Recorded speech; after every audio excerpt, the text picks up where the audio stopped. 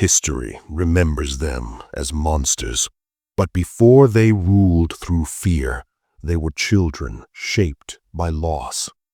Tonight on Reinvoke History, three powerful rulers whose early suffering may have changed the course of the world.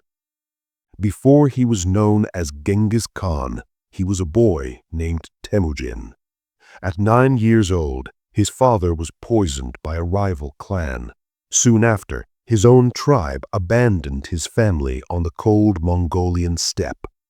They were left without protection, without status, without food security.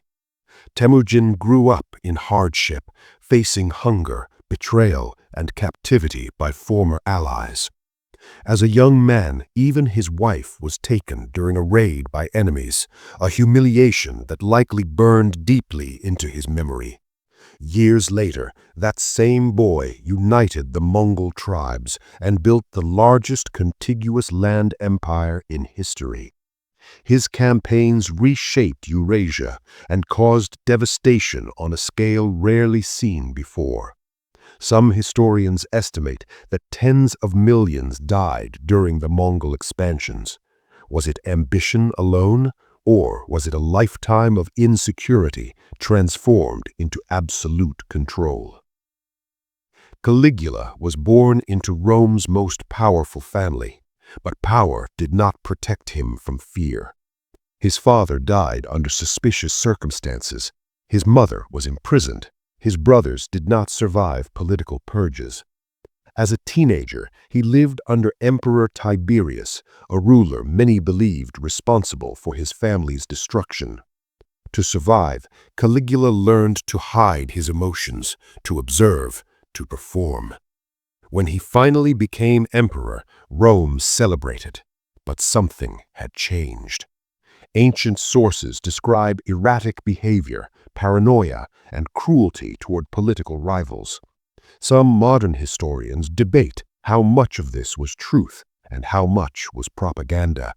But one thing is certain: Caligula ruled through fear, and fear had ruled his childhood first.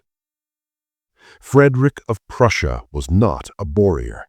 He loved music, philosophy, French poetry. His father, however, believed a king should be iron. Frederick was publicly humiliated and physically punished for his interests.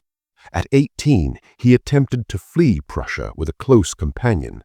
They were caught. His father forced him to witness his friend's execution, a warning against weakness.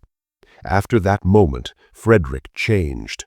When he eventually took the throne, he transformed Prussia into a disciplined military state and expanded its power across Europe.